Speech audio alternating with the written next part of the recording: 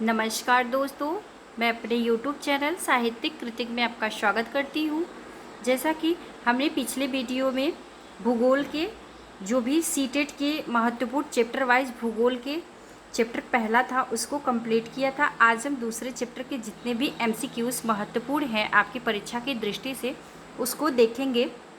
और साथ ही साथ अगर आप चैनल पे नए हैं तो चैनल को सब्सक्राइब ज़रूर कीजिए ताकि वीडियो में जब भी अपलोड करूं उसका नोटिफिकेशन आप सबको मिलता रहे। और वीडियो का लिंक हमने डिस्क्रिप्शन बॉक्स में दे दिया है, उसे आप लोग जाकर ज़रूर देखें।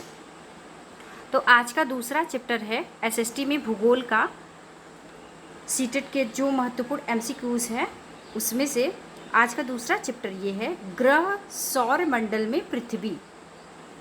तो इसमें जितने भी महत्वपूर्ण MCQs हैं उसको आज हम देखेंगे, जिसमें पहला प्रश्न है आज का, अंतरिक्ष में तारों के निश्चित समूह को कहा जाता है।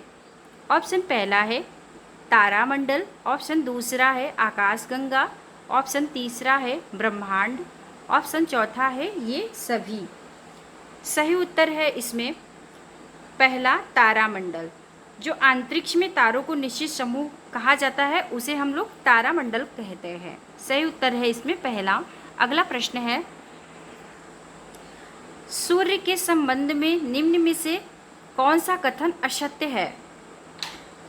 ऑप्शन पहला है सौर मंडल में प्रकाश तथा ऊर्जा का स्रोत सूर्य है, ऑप्शन दूसरा है सूर्य में नाभिकीय संलयन क्रिया होती है, ऑप्शन तीसरा है सूर्य के आंतरिक भाग को कोरोना कहते हैं, ऑप्शन चौथा है उपर्युक्त में से सभी कथन सत्य है। सही उत्तर है इसमें तीसरा, सूर्य के आंतरिक भाग को कोरोना कहते हैं। अगला प्रश्न है निम्नलिखित में ग्रहों पर विचार कीजिए। ए में है शुक्र, बी में है बुध, सी में है अरुण। उपर्युक्त में से कौन सा ग्रह सूर्य की परिक्रमा पूरब से पश्चिम की ओर करते हैं। ऑप्शन पहला है केवल ए, ऑप्शन दूसरा है बी और सी, ऑप्शन तीसरा है ए और सी, ऑप्शन चौथा है ए और बी सी तीनों। सही उत्तर है इसमें दूसरा, बी और सी दोनों। अगला प्रश्न है बृहस्पति में तारा तथा ग्रह दोनों का गुण पाया जाता है, इसका कारण है। ऑप्शन पहला है बृहस्पति में नाभिकीय संलयन की प्रक्रिया होती है, दूसरा है बृहस्पति के आसपास अनेक उपग्रह चक्कर लगाते हैं, तीसरा है बृहस्पति से रेडियो तरंगें उत्पन्न होती हैं, और चौथा है उपर्युक्त में से कोई नहीं।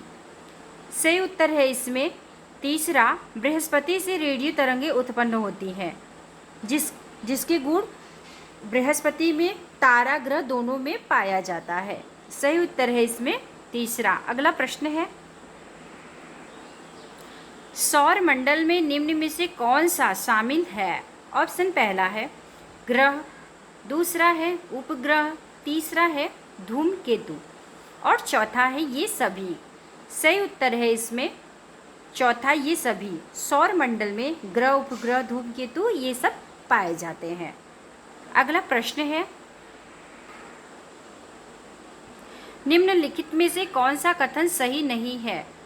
ऑप्शन पहला है पृथ्वी पर जीवन के विकास में सूर्य का योगदान है, ऑप्शन दूसरा है सूर्य के अंदर नाभिकीय विखंडन की प्रक्रिया होती है, ऑप्शन तीसरा है सूर्य तथा पृथ्वी के बीच औसत 14.98 करोड़ किमी है, और चौथा है इसमें सूर्य ग्रहण के समय सूर्य का कोरोना भाग दिखाई पड़ता है। सही उत्तर है इसमें दूसरा, सूर्य के अंदर नाभिकीय विखंडन की प्रक्रिया होती है, जैसा कि प्रश्न पूछा गया है कि कथन सत्य नहीं है। अगला प्रश्न है निम्नलिखित में से कौन सा समूह आंतरिक ग्रहों का है। ऑप्शन पहला है बृहस्पति, शनि, पृथ्वी, मंगल, ऑप्शन दूसरे में है बुध, शुक्र, शनि, मंगल, ऑप्शन तीसरे में है बृहस्पति, शनि, अरुण, वरुण, और ऑप्शन चौथे में है बुध, शुक्र, पृथ्वी, मंगल। सही उत्तर है इसमें चौथा, बुध, शुक्र, पृथ्वी, मंगल, ये सब आंतरिक ग्रह हैं। अगला प्रश्न है निम्न में से कौन सा विकल्प ग्रहों के द्रव्यमान के आरोही क्रम को दर्शाता है? ऑप्शन पहला है बृहस्पति, शनि, वरुण, अरुण। ऑप्शन दूसरे में है बृहस्पति, शनि, अरुण, वरुण। और तीसरे में है बृहस्पति, वरुण, अरुण, शनि। चौथे में है बृहस्पति, पृथ्वी, मंगल, शुक्र। सही उत्तर है इसमें पहला बृहस्पति, शनि, वरुण, अरुण। ये आरोही क्रम को दर्शाते हैं, द्रव्यमान के आरोही क्रम को दर्शाते हैं। अगला प्रश्न है, निम्न में से कौन सा ग्रह पानी में तैर सकता है? ऑप्शन पहला है शनि, ऑप्शन दूसरा है अरुण, ऑप्शन तीसरा है वरुण, ऑप्शन चौथा है इनमें से कोई नहीं। सही उत्तर है इसमें पहला शनि, जो कि पानी में तैर सकता है। ये एक ऐसा ग्रह है शनि। अगला प्रश्न है, किस कारण से बुध ग्रह पर ग्रहण नहीं लगता? ऑप्शन पहला है बुध ग्रह सूर्य के सर्वाधिक निकट है, इसीलिए ग्रह नहीं लगता। ऑप्शन दूसरा है बुध अपने अक्ष पर झुका नहीं है, इसीलिए ग्रहण नहीं लगता।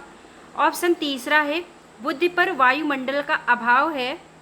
ऑप्शन चौथा है उपयुक्त में से कोई नहीं।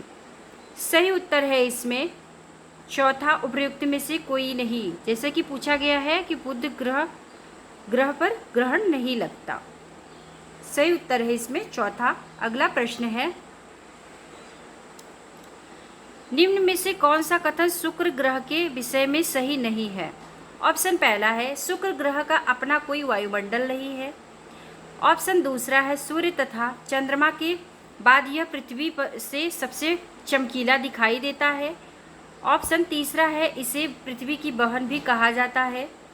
ऑप्शन चौथा है शुक्र ग्रह को सुबह तथा शाम का तारा कहा जाता है।